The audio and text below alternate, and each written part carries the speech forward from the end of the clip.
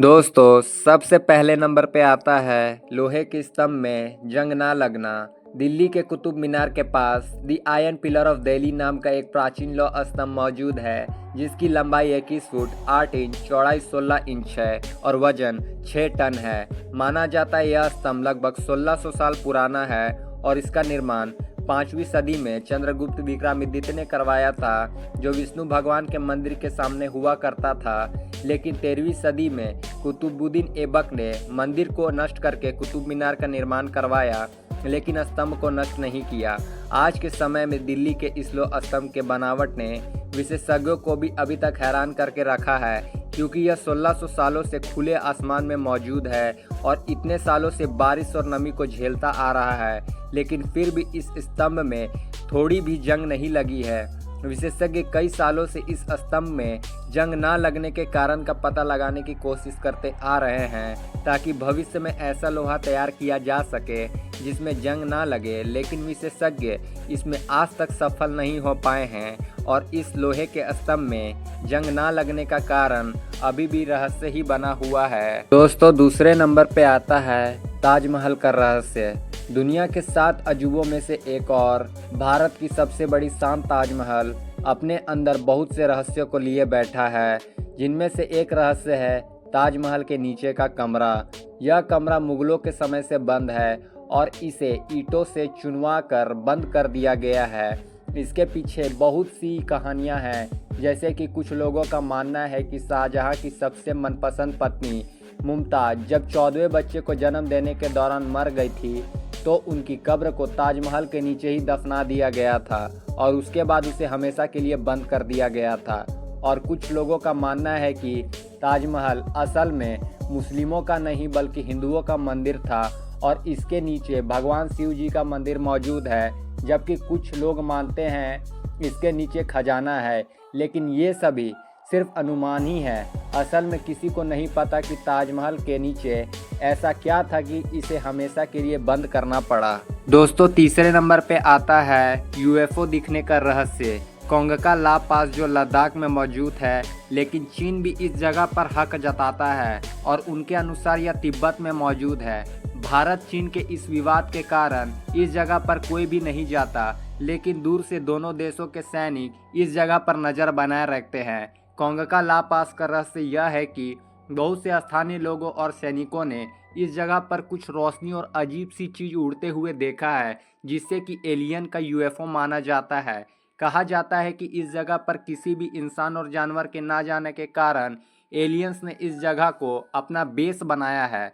इस जगह पर यूएफओ दिखने की घटना को भारत और चीन दोनों देशों की सरकार भी मानती है और 2006 में गूगल अर्थ में भी इस जगह पर कुछ अजीब तरह की आकृतियां दिखी हैं, जिसके बाद गूगल मैप ने इस जगह को काली पट्टी से छिपा दिया है। पायलट्स का भी कहना है कि विमान को कोंगका ला पास के ऊपर से उड़ाने से बचते हैं, क्योंकि इसके ऊपर उनका नेविगेशन भी अच्छे से काम नहीं करता। कोंगका ला पास को भारत का एरिया 51 भी कहा जाता है और यहाँ के यूएफओ का रहस्य भी अभी तक अनसुलझा ही है। दोस्तों, चौथे नंबर पे आता है हमारा गुरुत्वाकर्षण को ना मानने वाला रहस्यमयी पत्थर। तमिलनाडु के महाबलीपुरम में एक 200 टन वजनी 20 फुट ऊंची और 5 मीटर चौड़ी गोल चट्टान मौजूद है, जो किसी दूसरे चट्टान पर 45 डिग्री की ढलान पर टिका हुआ है।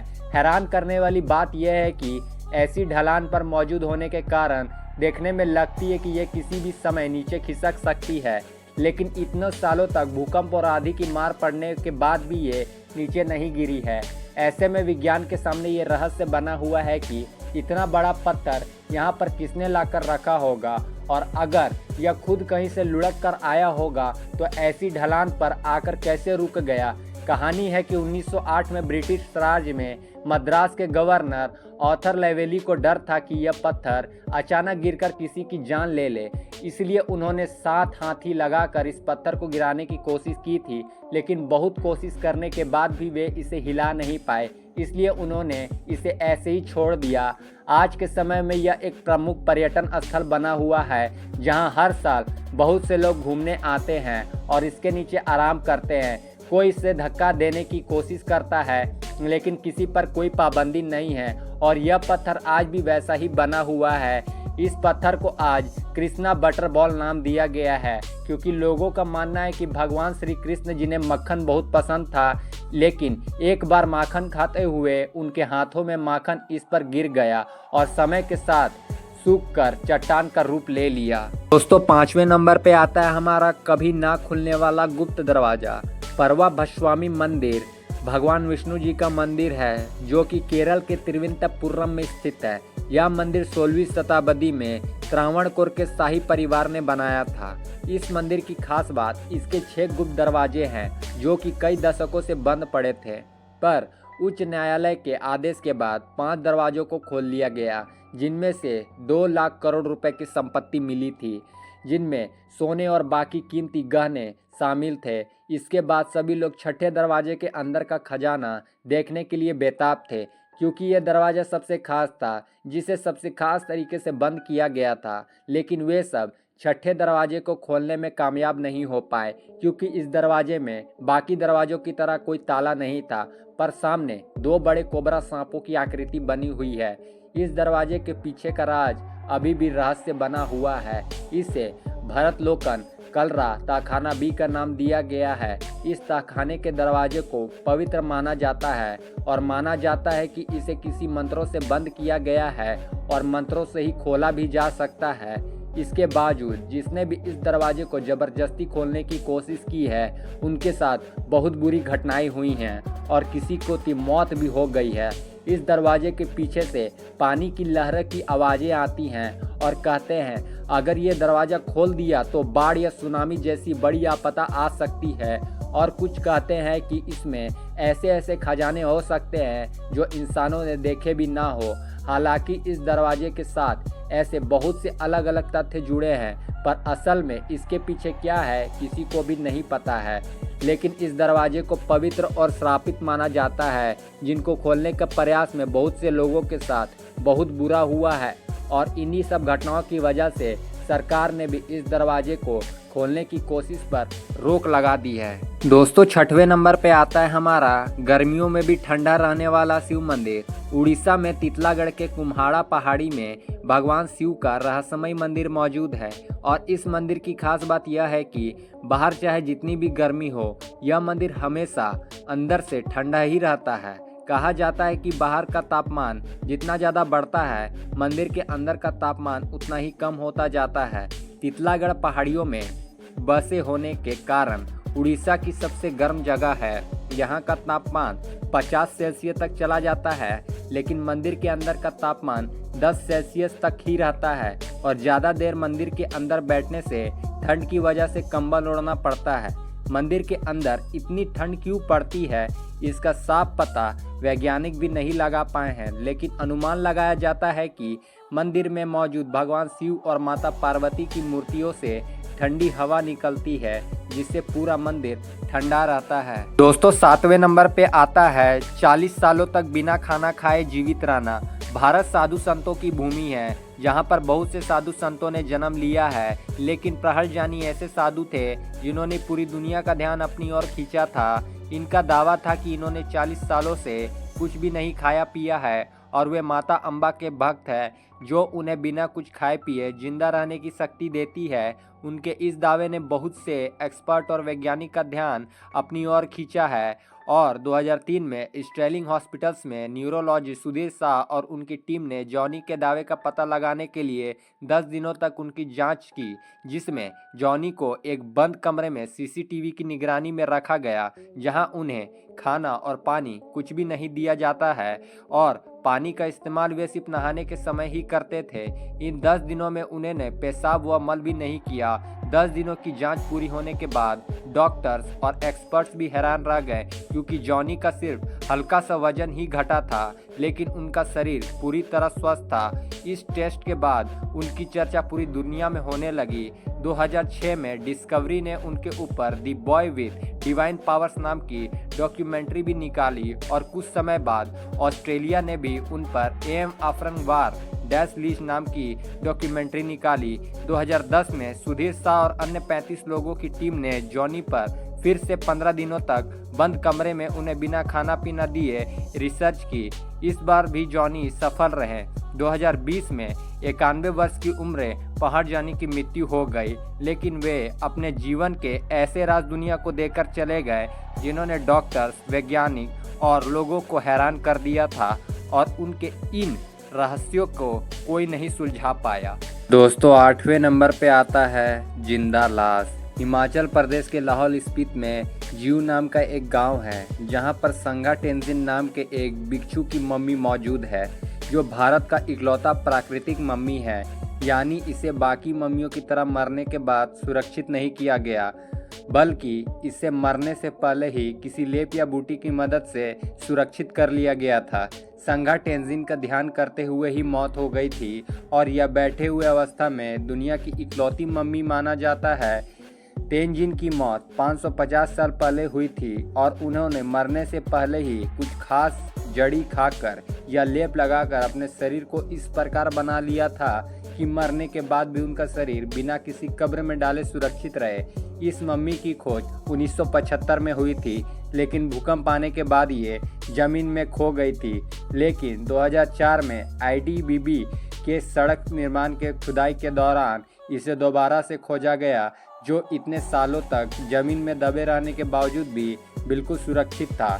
इसके बाद इसे जीव गांव में इस शीशे के कब्र में सुरक्षित करके रखा गया है। माना जाता है खुदाई के दौरान तेंजिन के सिर पर चोट लग गई थी, जिससे उसका खून भी निकला था, जो मरे हुए इंसान में होना या पाना नामुमकिन है, और यह घाव आज भी उनके शरीर में देखा जा सकता है। इससे भी हैरानी की बात यह है कि स्थानीय लोगों के अनुसार इस मम्मी के बाल और नाखून आज भी बढ़ रहे हैं, और इन्हीं सब चमत्कारों की वजह से लोग इसे संगा टेंजिन की पूजा करते हैं, और बहुत से लोग इन चमत्कारों को देखने यहाँ आते हैं। दोस्तों 9वें नंबर पे आता है सांपों वाला गांव। भारत एक धार्मिक देश है, जहां पर बहुत से देवी देवताओं को पूजने के साथ ही बहुत से जानवरों और जीवों की भी पूजा की जाती है, जिनमें से सांप भी एक मुख्य जीव है। सांप को पूरे भारत में पूजा जाता है, और नाग पंचमी का त्यौहार ही सांपों की पूजा के लिए होता है। पर सांप ऐसा जीव है जिनकी पूजा की जाने के बावजूद भी लोग इनसे दूरी बनाए रखना ही पसंद करते हैं, क्योंकि ये जहरीला जीव जिसके एक बार काटने से ही इंसान की मौत हो सकती है। लेकिन महाराष्ट्र में सेतफल नाम का एक गांव मौजूद है, जहां के लोग सांपों से बिल्कुल नहीं डरते, और सांपों को दूर भगाने के बजाय यहाँ के लोग घर बनवाते समय घर में एक सुराग रखते हैं, जिससे सांप उनके घर में अंदर आ सके, क्योंकि यहाँ सांपों को पवित्र और शुभ माना जाता है। यहाँ के लोग सांपों के साथ रहना पसंद करते हैं, और यहाँ जगह जगह कोबरा जैसे जहरीले सांप दिखना आम बात है। लेकिन रहस्य वाली बात यह है कि 2600 से ज़्यादा लोग की जनसंख्या वाले इस गांव में आज तक सांपों ने किसी को भी क्षति नहीं पहुंचाई है, और यही बात वैज्ञानिकों को भी हैरान करती है कि गांव में इतने सारे जहरीले सांप होने के बावजूद भी वे किसी भी गांव वाले को क्यों नहीं काटते। दोस्तों 10वें नंबर पे आती है ऐसी जगह जहां बिच्छू भी डंक मारना भूल जाते हैं। सांपों वाले गांव के बारे में तो आपको पता चल गया, जहां जहरीले सांप किसी को नहीं काटते, लेकिन एक ऐसी जगह भी है जहां बिच्छू भी किसी को डंक नहीं मारते। उत्तर प्रदेश के अमरोहा में सरफुद्दीन शाह विलायत का दरगाह मौजूद है। माना जाता है कि ये 13वीं सदी में ईरान से यहाँ आकर बसे थे, और तभी से इस दरगाह में चमत्कार होने लगे।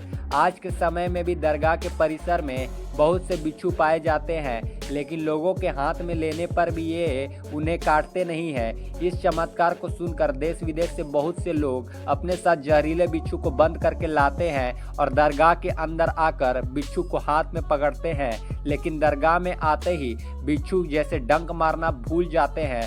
परिसर के अंदर मौजूद बिच्छुओं को लोग दरगाह से सूफी संत की आज्ञा लेकर कुछ समय के लिए घर भी ले जा सकते हैं, और इन दिनों तक बिच्छू भी उस आदमी को काटते नहीं हैं। लेकिन एक समय तक पूरा होने के बाद भी अगर आदमी बिच्छू को परिसर में वापस नहीं छोड़ता तो बिच्छू डंक मारने लगता है। इस दरगाह के परिसर के अंदर बिच्छू जैसे जहरीले और आक्रामक जीवों के डंक न मारने के स्वभाव से सभी लोगों को हैरान कर रखा है। दोस्तों 11वें नंबर पे आता है चिड़ियों का झुंड में आत्महत्या करना। असम के डीमा हसाओं में जतिंगा नाम का एक छोटा सा गांव है जो बहुत ही खूबसूरत है, लेकिन इस छोटे से गांव में एक ऐसा रहस्य छिपा है जिसने वैज्ञानिक को भी हैरान करके रखा है। मानसून के मौसम में खासकर सितंबर और अक्टूबर के समय जब बहुत सी प्रजातियों के पक्षी प्रवास कर रहे होते हैं, लेकिन इस गांव से गुजरते ही झुंड के बहुत से पक्षी यहां आकर पेड़, बिजली के खंभों या घरों से टकरा कर मर जाते हैं। मरने वाले पक्षी सिर्फ एक ही प्रजाति के नहीं होते, बल्कि प्रवास करने वाले लगभग सभी पक्षी यहाँ कर अपनी जान गंवा देते हैं। और इससे भी ज़्यादा चौंकाने वाली बात यह है कि ये घटना शाम के 6 से 9 बजे के बीच ही होती है। गांव के स्थानीय निवासी इस घटना के पीछे का कारण भूत प्रेतों को मानते हैं, जबकि वैज्ञानिक और शोधकर्ताओं का मानना है कि इन घटनाओं के पीछे का कारण मानसून में होने वाला कोहरा और चिड़ियों को आकर्षित करने वाली रोशनी है, जिससे कोहरे में उन्हें अच्छे से दिखाई नहीं देता और वे खंभों से या पेड़ों से टकरा कर मर जाते हैं। लेकिन वैज्ञानिकों के इस तर्क को भी सच नहीं माना जाता, क्योंकि प्रवासी पक्षी बहुत अच्छे नेविगेटर होते हैं जिनसे अपने रास्तों का अच्छे से पता होता है, और पेड़ व लाइट के खंभों तो हर जगह होते हैं। फिर भी इसी जगह पर आकर सभी पक्षी क्यों मरते हैं? जतिंगा गांव में पक्षियों का इस तरह से झुंड में मरना अभी तक अनसुलझा रहस्य बना हुआ है। दोस्तों 12वें नंबर पे आता है एक ऐसा वीरान गांव जिसे दोबारा कोई नहीं बसा पाया। भारत की धरती पर बहुत से राज और रहस्य छुपे हैं जिन्हें सुलझा पाना बहुत ही मुश्किल है। ऐसा ही भारत का एक रहस्यमय गांव है कुलधारा। कुलधारा राजस्थान के जैसलमेर में मौजूद एक वीरान गांव है जिसे श्रापित माना जाता है और यहाँ पर कोई भी नहीं रहता।